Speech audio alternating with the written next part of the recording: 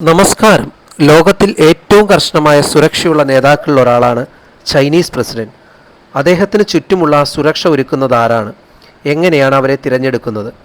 എന്തുകൊണ്ടാണ് ചൈനീസ് പ്രസിഡന്റിൻ്റെ body guards ലോകത്ത് ഏറ്റവും രഹസ്യപൂർണ്ണമായത്? ഇന്ന് അതിൻ്റെ മുഴുവൻ കഥയൊന്ന് നോക്കാം. ചൈനീസ് പ്രസിഡന്റിനെ സംരക്ഷിക്കുന്നത് സെൻട്രൽ ഗാർഡ് ബ്യൂറോ CGB എന്നും പീപ്പിൾസ് ലിബറേഷൻ ആർമി PLAയിലെ പ്രത്യേക യൂണിറ്റുകളുമാണ്. ഇവർ സാധാരണ പോലീസല്ല. ഇത് നേരിട്ട് ചൈനീസ് കമ്മ്യൂണിസ്റ്റ് പാർട്ടിയുടെ നിയന്ത്രണത്തിലുള്ള ഒരു എലൈറ്റ് ഫോഴ്സാണ്. പ്രസിഡന്റ് എവിടേക്ക് പോയാലും ആ സ്ഥലത്തെ മുഴുവൻ നിയന്ത്രണവും ഇവർക്കാണ്. Selection process. എങ്ങനെ ബോഡി ഗാർഡ് ആകുന്നു? ചൈനീസ് പ്രസിഡന്റിൻ്റെ ബോഡി ഗാർഡ് ആകുന്നത് വളരെ അപൂർവമാണ്. കർശനമായ ബാക്ക്ഗ്രൗണ്ട് ചെക്ക്, കുടുംബ വിവരങ്ങൾ വരെ പരിശോധിക്കും. രാഷ്ട്രീയ വിശ്വസ്തത പ്രാധാന്യമാണ്.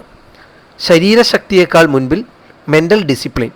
പലപ്പോഴും ഒരാൾക്ക് അദ്ദേഹം പ്രസിഡന്റിൻ്റെ ബോഡി ഗാർഡ് ആണെന്ന് പോലും പറയാൻ അനുമതിയില്ല. അതുപോലെ അവർ പ്രൈവസി കാത്തു സൂക്ഷിക്കുന്നു.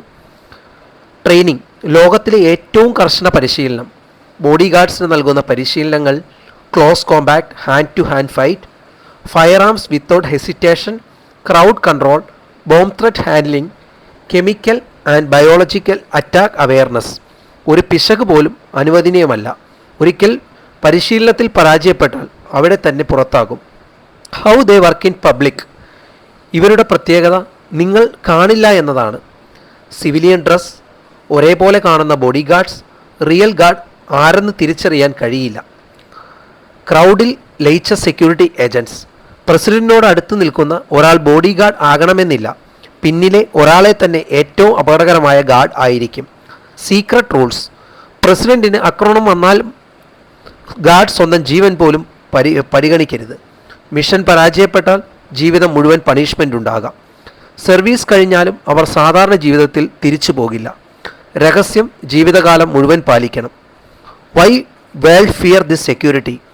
ഇത് വെറും ശരീര സംരക്ഷണമല്ല, ഇതൊരു സ്റ്റേറ്റ് കൺട്രോൾ ഹ്യൂമൻ ഷീൽഡ് സിസ്റ്റമാണ്.